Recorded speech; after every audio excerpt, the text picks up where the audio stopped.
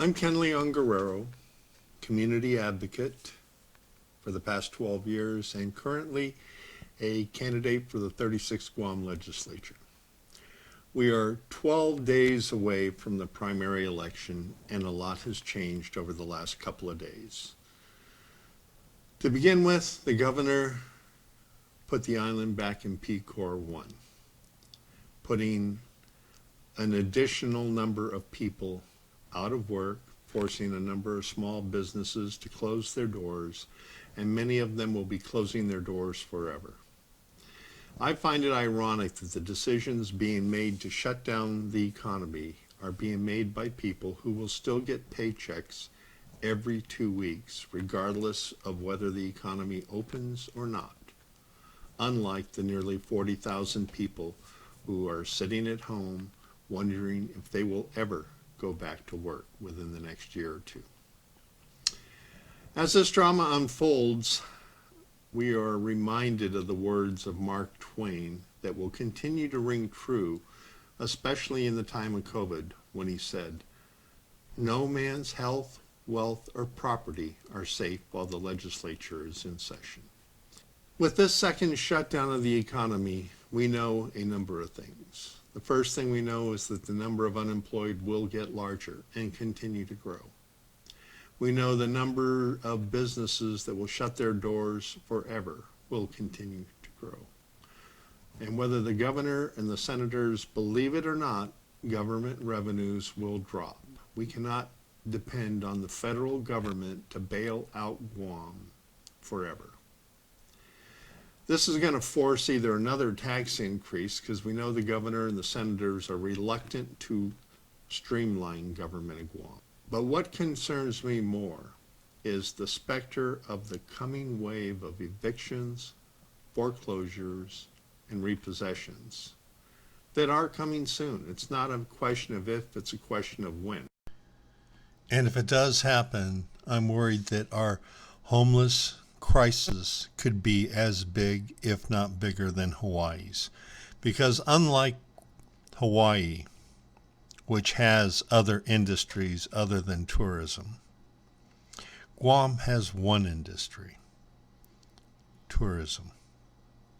And as long as the tourism industry is shut down, we're going to see a large part of that 35 to 40,000 people remain unemployed.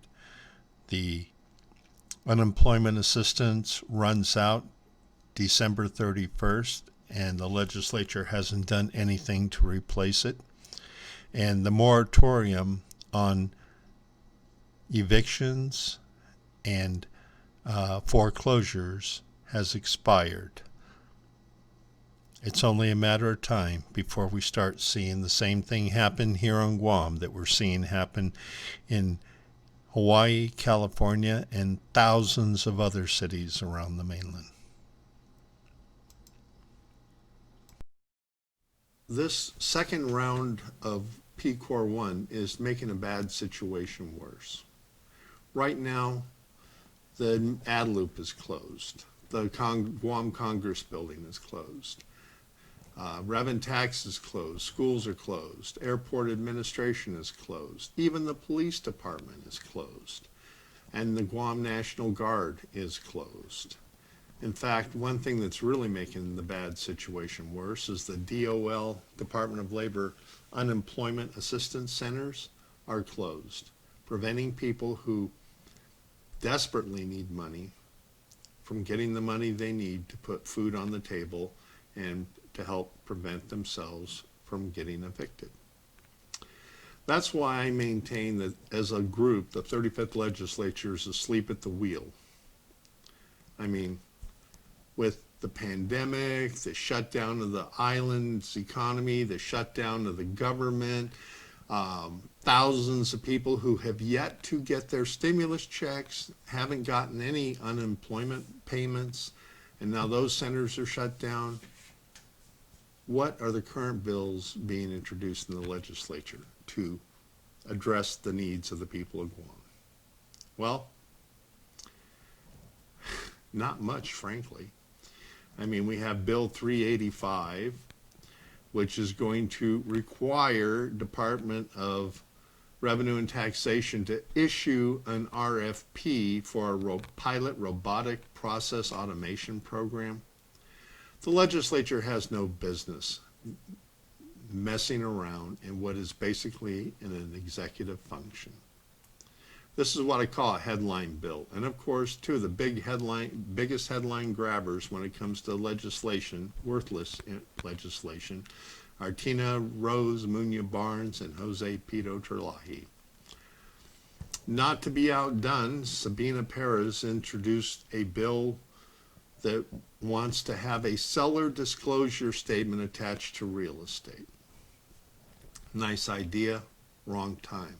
With 40,000 people unemployed, the economy shut down, she wants to add complications to the selling process. How about if instead of introducing a bill to add a seller disclosure to the title, how about introducing a bill that mitigates the coming wave of evictions with tens of thousands of people out of jobs and no money to pay the rent on their homes?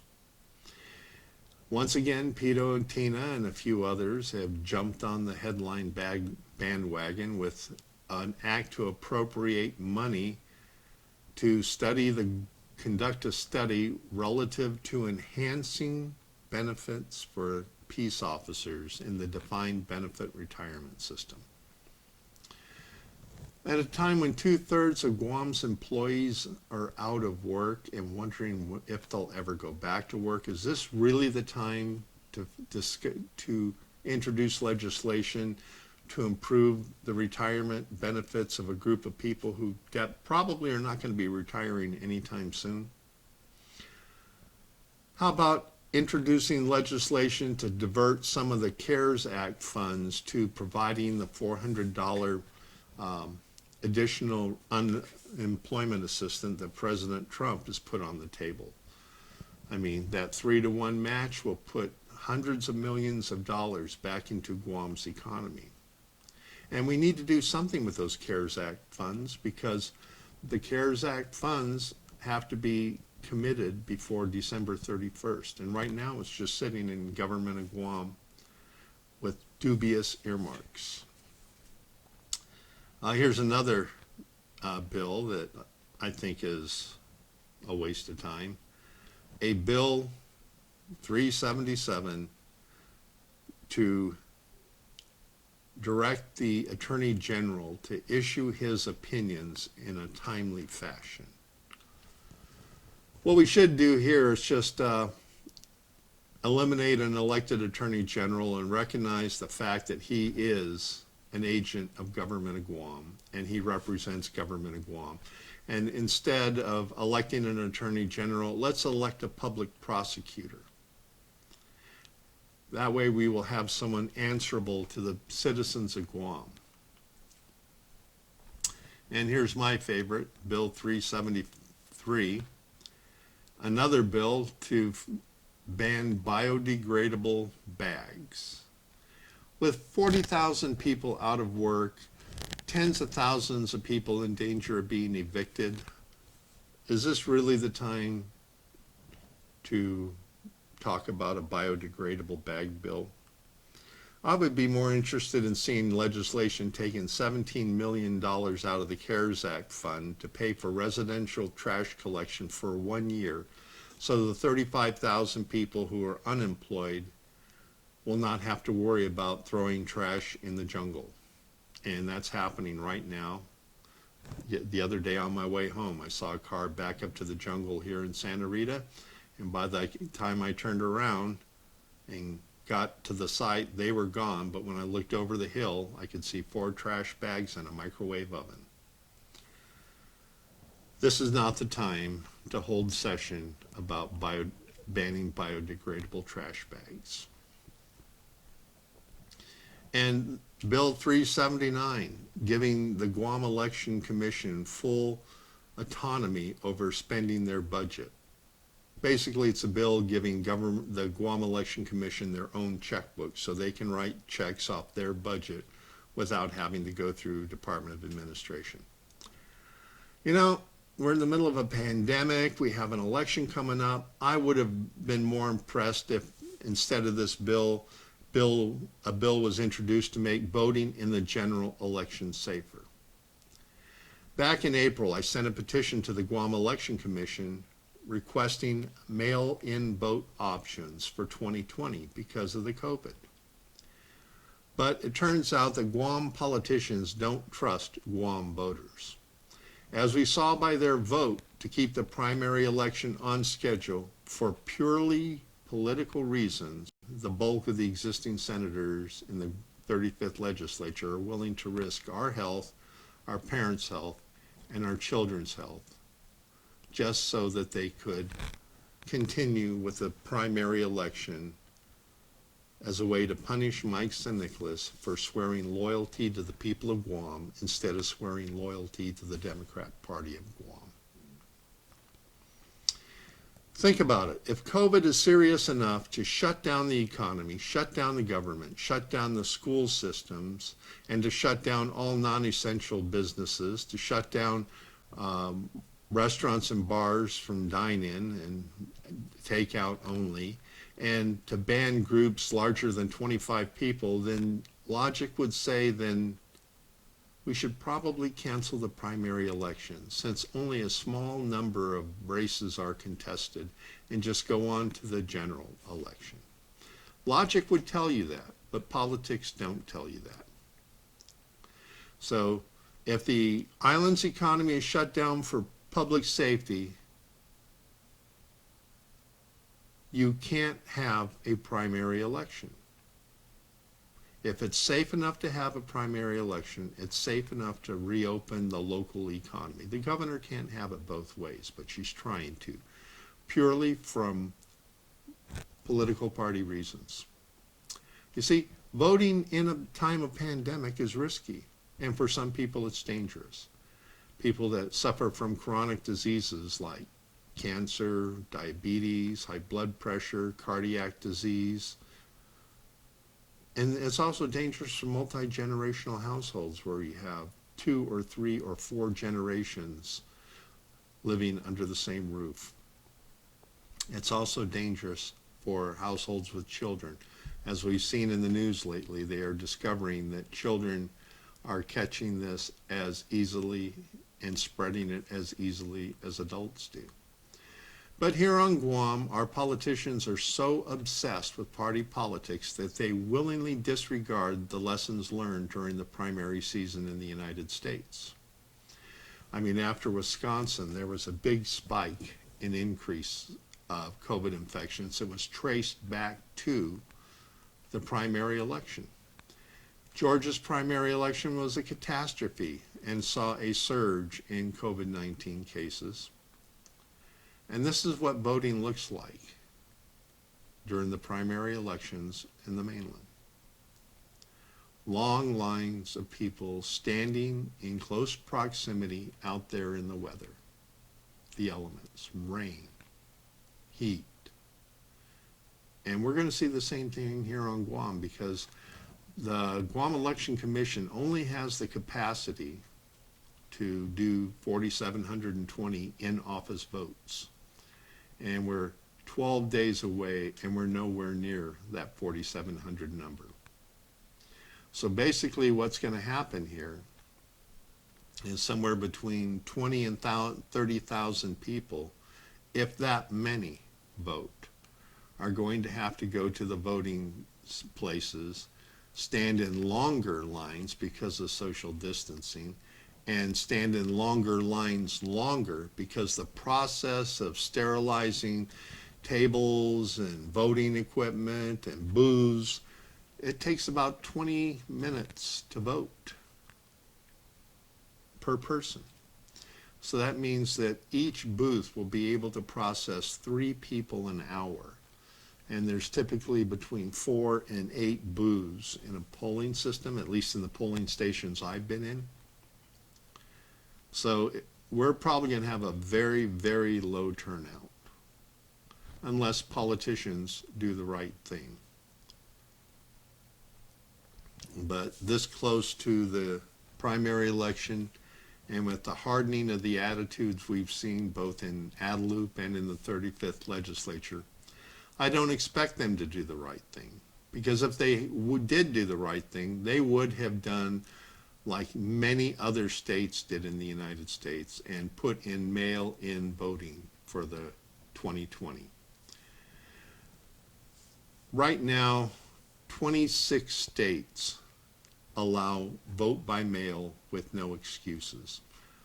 And California just recently approved vote by mail and had the highest level of voter participation in 68 years for a primary election.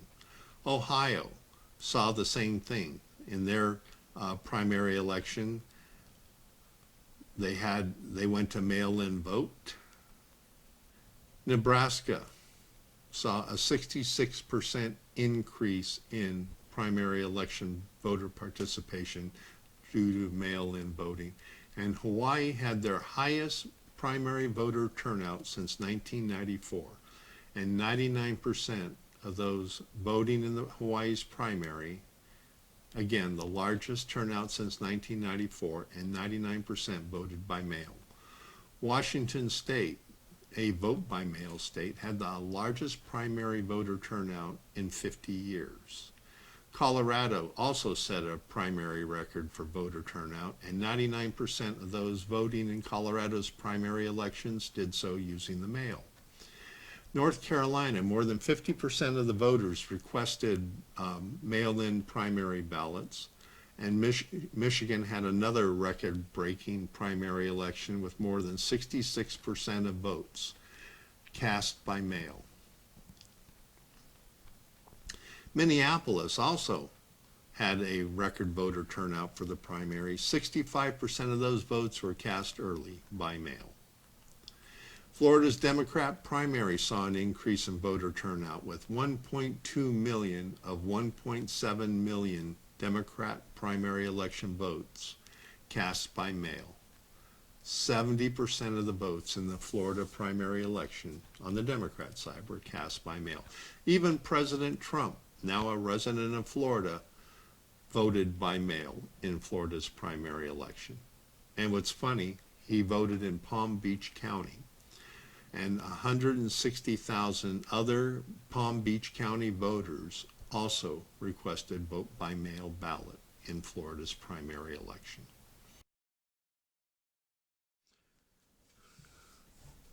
The reason I bring up all these other states that had successful vote by mail campaigns for their primary election, we're in Pandemic Core 1. Pandemic Core 1 extends to the 30th.